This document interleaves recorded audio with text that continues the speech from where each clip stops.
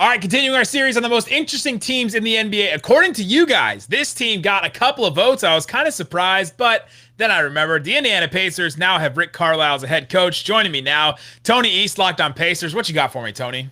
Rick Carlisle is now the head coach in Indiana again. So it's going to be interesting back. to see how he is re-implemented into this franchise after his stint in Dallas away from Indiana. So let's start there. How do you think that came about? Like, he liked his time in Indiana. I was like, all right, let me just relive this. I got some connections there. I'm just going to go back there. Or do you think he was actually the right fit for like this franchise and this roster? I think both. I mean, he has a lot of fond memories of being in Indiana. You know, he was an assistant when they were really good at the late Mouse, 90s. the Palace, all the. Yeah, that was not a good memory. But they still did pretty well after that with him in charge. It was just the perception of the team was very bad, and that definitely played a role in him not being here longer at that time. Going back and watching that documentary on Netflix recently, the Mouse at the Palace one, I was like, oh yeah, those teams were really, really good. Like that, the Jermaine O'Neal, Ron Artest, like Reggie Miller, those teams were incredible. It's kind of well thought amongst the Pacers conglomerate and fans that, 2004, if the brawl doesn't happen, the Pacers could have won a championship that year. Because that was their best team ever, probably. I mean, Ron was amazing. J.O. was fresh off getting top 5 in MVP.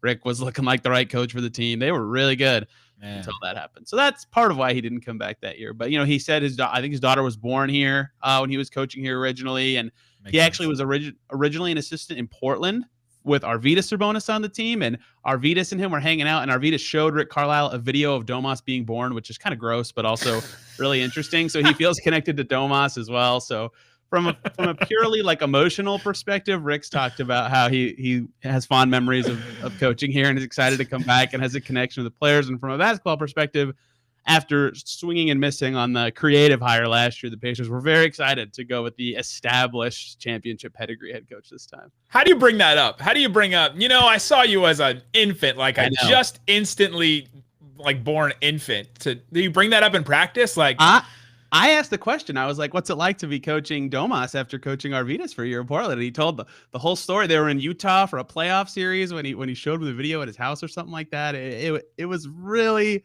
an interesting story, but it sure was nice to get that insight into your new coach. Carlisle has the weirdest, like most interesting stories. He's like one of those guys that's just done a whole bunch of stuff. He has his pilot's license. He'll fly around. I was watching Dan Patrick the other day, and he had Darius Rucker on, who was like the lead guy from Hootie and the Blowfish, and then went on to have his like solo career. And he said one time they were in either Dallas or I think it was Dallas, and they were doing a concert, and Carlisle like said, "Hey, can I come and play with you guys?" And he was like, normally that goes really badly, and we're just like, "Hey, just play around and blah blah blah." He said Rick Carlisle was the best fill-in we've ever had on piano. He's like an absolute genius at playing piano. And you're just like, that's so random and weird. But like, hey. Well, the Pacers are hoping he pushes all the right keys with this roster. Oh, hey, wow. Look at that. I got to Yeah, give me the soundboard. Oh, no. Okay, so this team, though. This team, to me, is way more talented than they showed last season, right? They were 34-38 last season. Went on kind of a bad end of the season. They had that whole thing with the assistant coach and with Sabonis and Gogo Batazzi and all that stuff. What are the expectations for this team going in this season? Is it let's just put the past behind us? We're back to that team that's like a 45-28 win team the season before that.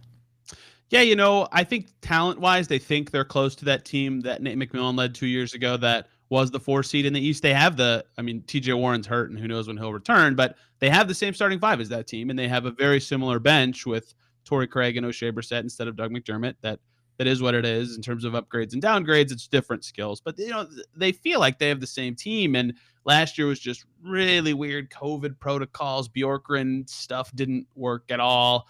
You talked about the assistant coach spat. They had so many injuries at the same time. They were missing 3 starters at the same time for like 50, 60 days last season. So they think that if all the factors come together, they can be close to that team. But that said, a lot of other teams in the East are better since 2 years ago. So getting back to that win total might be hard, but being that talented of a team is certainly possible.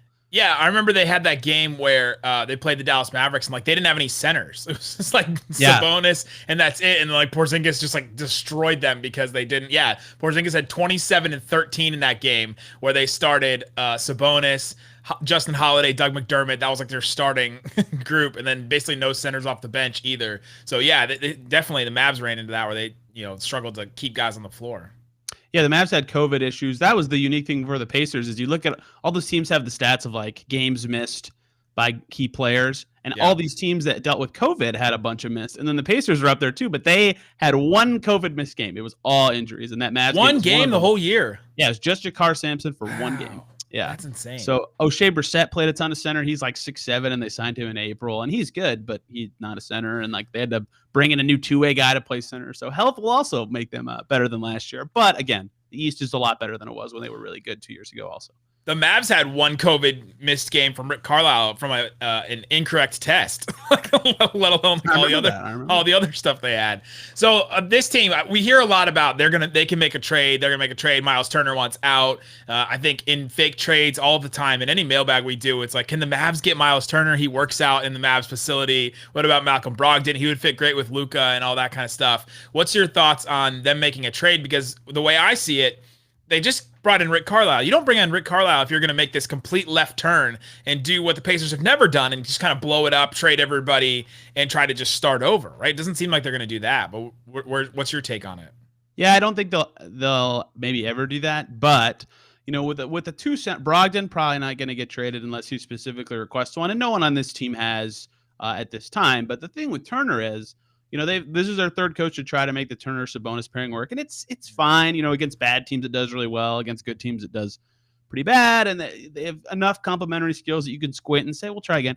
And maybe Carlisle can make them click. But the difference between this time and past times of running out Sabonis is there's only 2 years left on Turner's deal, and if you get past the trade deadline this year, the next team that has him will have him for 1 year. And that's when his trade value starts to go down a bunch, right? Because he could leave in a year, right? So it becomes closer to a rental situation. Whereas if you trade him during the season or before the season even, which seems unlikely with training camp in 5 days, but they have 2 years. They can sell him on the culture, try to re-sign him. I know he's from Dallas, so Dallas even next year might view him differently. But, that his trade value is about to tank in such a way that they'll have to assess pretty quickly if Carlisle can't get it to work. Okay, it's time finally for us to move on from one of these two in this duo and figure out the next version of the Pacers is going to be. And likely that would be, like you said, they don't tank, trading him for a better fitting vet at a different position. And, it'd be probably Turner, just given that Sabonis is a 2-time All-Star. So that'll probably come to a head this season in some way, whether it's Carlisle figuring out how to connect those guys or the Pacers finally going, okay, it's time for this.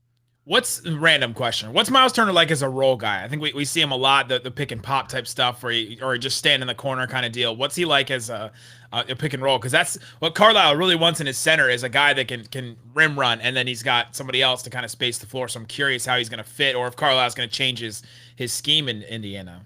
Yeah, if you want to watch film of Miles Turner on the roll, it'll only take about 70 seconds to watch all the film from his entire NBA career. I mean, his whole career he's just been a pop guy. His rookie year, he played the 4.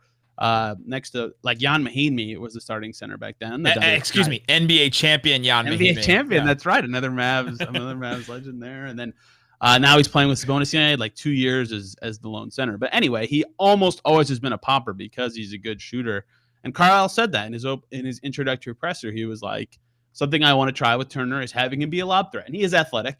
You've seen the workout videos in Dallas. He can jump pretty high. So maybe that's the evolution. And I agree that that's how Carlisle likes his bigs, at least the ones on his spaced out Luka teams of late. So, I don't really know how good Turner can be doing that consistently, but I'm excited if Carlisle can get him to mix it up a little more to see how that makes his game grow.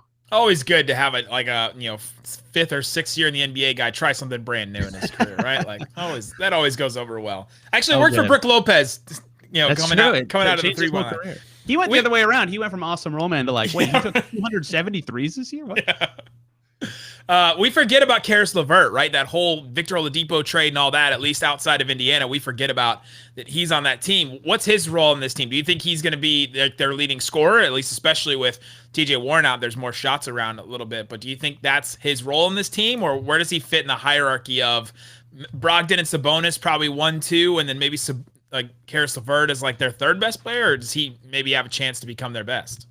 Yeah, the 21 points per game after getting traded to the Pacers was really gaudy. And in the Pacers' last 10 games, he averaged 26 points per game, which is ridiculous. And he's not that level of scorer. We all know that. And they were missing Turner and Brogdon and Warren for all that.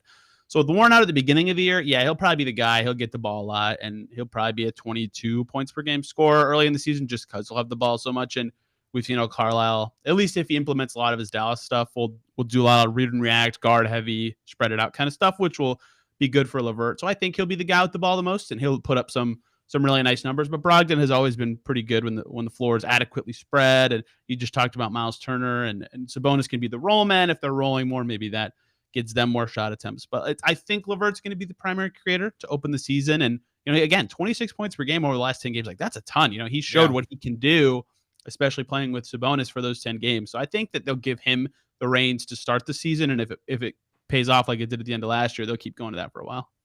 There you go. Indiana Pacers. Will be interesting to see how Rick Carlisle takes the helm.